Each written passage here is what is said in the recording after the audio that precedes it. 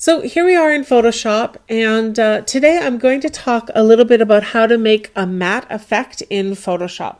There are a lot of ways that you can do this, and so we're going to go over a couple of them. I'm going to show you how to do it with the tone curve, with the curves adjustment layer. The same way that you would do it in Lightroom using the tone curve. So this is a curves adjustment layer, and the same way we would do it in Lightroom, we would just grab this black point and we would just bring it up, and then you can bring the a point somewhere between shadow line and the black line and bring it back down, and that gives us that flat black kind of look.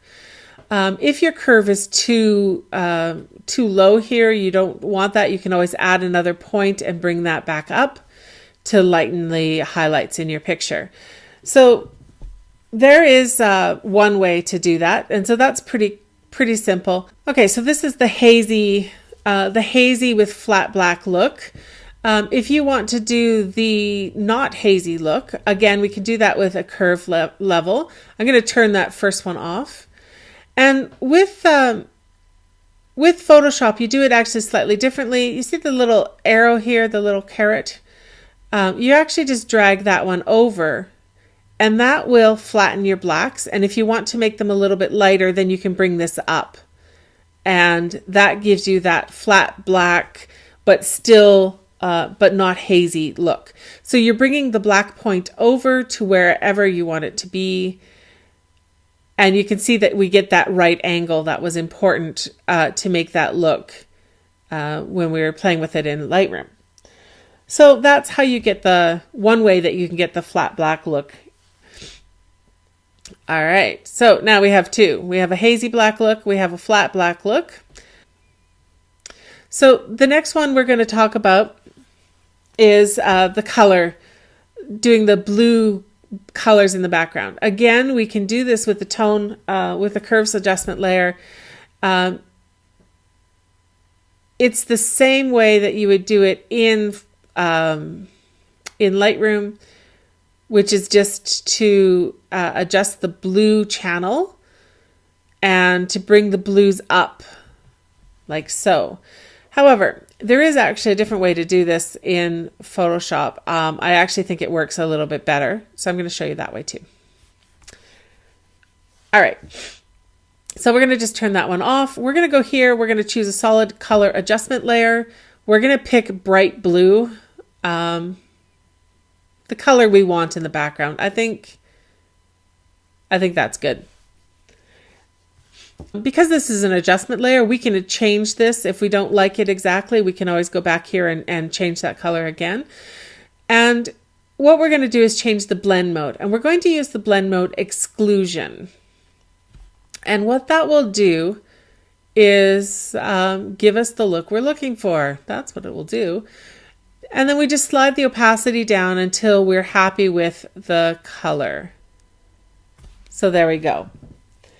Depending on the picture, depending on your taste, the opacity can be anywhere on this one. It might be quite low. You know, if you want it to be a fairly subtle effect, if you want it to be a little bit more obvious, then bring it up.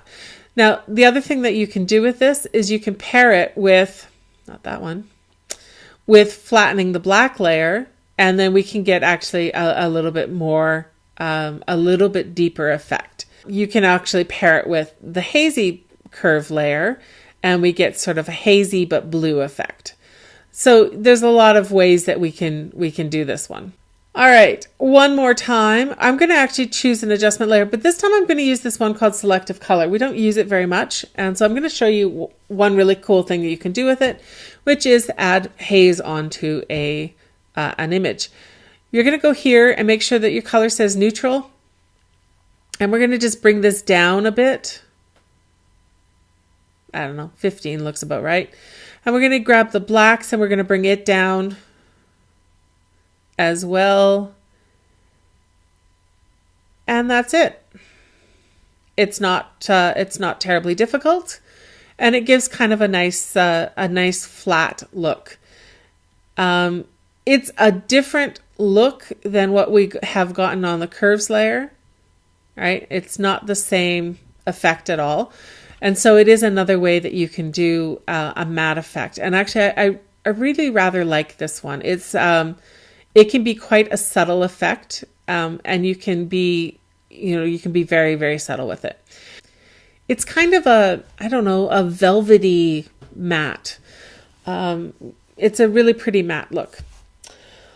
All right, so that gives you a whole bunch of ways to make matte effects on your images.